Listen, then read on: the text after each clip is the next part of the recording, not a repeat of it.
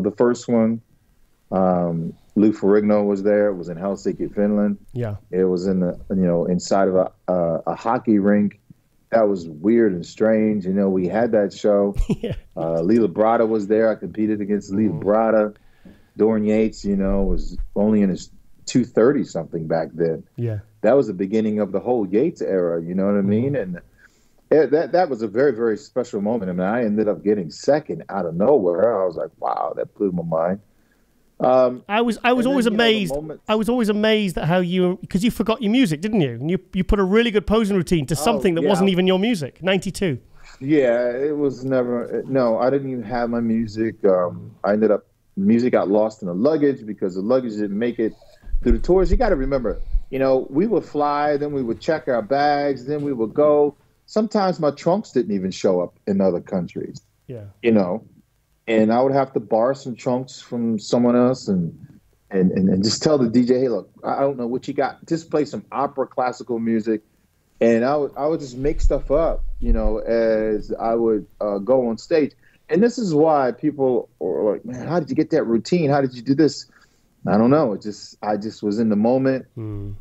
In that moment, where you just have to reach for the stars and everything kind of just fall in place. Yeah. But I gotta say, that whole tour, you really learn a lot. That was like going to college, for a doctorate degree. Yeah. Every year on the road, going to college, there was times where you didn't have the proper food. You have to adapt and learn. You would lose your music. You would lose your trunks. You didn't have any Pro-Town, so you learn how to work with the other guys. I remember one time, I think we were in Italy, and we had to have a competition. It was in a meat house, where they had slaughtered cattle. Yeah. And yeah, it was. I think it might have been Italy or Spain or somewhere like that. It might have been Spain. There were a bunch of gypsies around. It was out on a farm. Wasn't that the? Were you there? Was that the Russian one, or that was like a tent, wasn't it? That was the Russian, where they stole all the carpet tiles. Where they stole all the carpet tiles. Yeah, something like. I think it might have been one of them was Russia, but I remember this. Okay. Being in it was actually on a farm somewhere. I believe it was. Wow. But we were the competition. Something had happened to the venue, but we had to have the competition at a different location. And Wayne was like, "Well, this is what we got. The show's got to go on. We're here now, guys. Yeah. You guys got to make the best of it." There were gypsies out in the back trying to take our bags and stuff that we had off the bus, and it was hot, man. It was super hot. There was a bunch of flies around. Yeah. It was inside of a meat house. Exactly what Ronnie said. It's exactly what Ronnie said. He said flies everywhere. It was stinking. It was smelling. I was like, if we make it out of here alive, we're doing good. Yeah. But yeah, we went on. We had that show. I mean, those are the moments that, you grow, right? You grow as a unit for one purpose, man. And it's just, man, every show was unique and different in every city we went to. I remember, you got to think, we were the first bodybuilders that ever went into Moscow back in 1994. Wow, was it? I didn't know that. Dude, yeah. Oh, you kidding me? The Russian Mafia brought us over there. I never forget it. The Russian Mafia brought us over there. Wayne was like, you got to go to Russia, but you guys are on your own. You guys are going to be on your own. And I'm like, okay, cool. So we get into Russia, get into Moscow over there. St. Petersburg, I think, was the show. Russian Mafia's brought us in there. Oh, my God, dude. Tell us. I lost my visa. After I won the show, I lost my visa. And they came. To go back home? They paid me. Yeah. I lost my visa. How come? What did you do? I don't know. I had to check into the hotel with my visa. I don't know. I lost it. But anyway, I don't know what happened. I ended up winning the show. Yeah. And they didn't want me to leave Russia. They wanted me to stay there to teach them the American way of bodybuilding, right? Okay. And I remember getting to the airport. I didn't have my visa or nothing. And they said, and these three soldiers came up to me. I remember, this is crazy. Talk about 1994, the Russian Mafia, right? These three soldiers came up to me in this small airport. Yeah. And they brought me to the side. They took me in the back room. They dumped my luggage out, you know, searched everything. They made me strip down. These guys had like machine guns to me, right? They said, no visa, no leave Russia. Oh, God. No visa, no leave Russia. And that's all I could understand because I couldn't speak Russian and I didn't know what they were saying to me. They held me there for maybe about 35 minutes.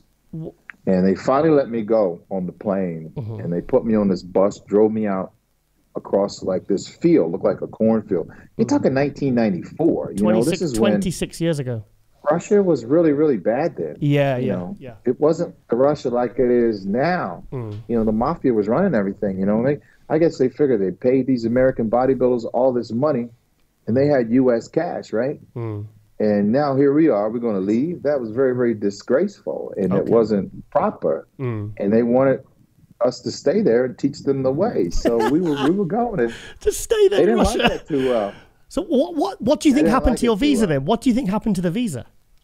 I have no idea. All I know is I didn't have it. I got on that plane, and the plane was so old. The seats had to fold up, you know, like a 1960s car where the seats fold, boom, forward. That's how the plane seats were. What? And these guys had machine guns. On the bus, they had machine guns. And the plane, you had to walk up the stairs to get to the plane, you know. And at the bottom of the stairs of the plane, the guy was there with the machine gun. So they dropped me off by myself because they kept me by myself about 40 minutes in this field. I had to walk about 100 meters to get to the plane. So a guy behind me was with a machine gun. Guy at the bottom of the plane was with a machine gun. I was lucky that I even made it to the steps. And I crawled up and I got on that plane and I just looked out the side window. I was like, oh my God, I'm never going to come back to Russia again. You've been back since, so I take it? Yeah, I actually came home and wrote a song about it called Das Svidaniya on my album. Okay. Yeah, that's how I got the inspiration. Do you know what? That's a nice... But yeah, I ended up going back. Let me tell you this story. I ended up going back. Wayne called us up. He goes, dude, you guys want to go back to Russia? I think it was about 2 years later or something. But I said, yeah, I'll go back. He goes, well, you know, you don't have to worry because the promoter, he's not there anymore. You know, somebody murdered him. Right. Okay. So I was like, wow. Okay. So is that a good thing or a bad thing? So I went back, and that's when, you know, Ronnie ended up beating me at the second Russia show. But ever since then, just to clear it up, you know, moving forward, that was my boots on the ground in Russia and my experience because we went back the second time. It was great. It was a good experience. We had dinner. They treat us like kings. You know, things have changed a little bit. The Russian fans, man, they were 100% spot on. You would have thought we were like rock stars there. And to this day now, it's one of my favorite places that I've ever visited. And that history of me going there in 1994 as a bodybuilder, when I go there now, I tell these stories. And actually, the Russians are one of my biggest supporters with my nutritional supplement company right now. We're in the entire Russia with fitness formulas. I go there each year. I spend two weeks there visiting from Moscow all the way down to Kazakhstan, the entire Russia. And those are they're one of my biggest supporters ever. And it's great, man.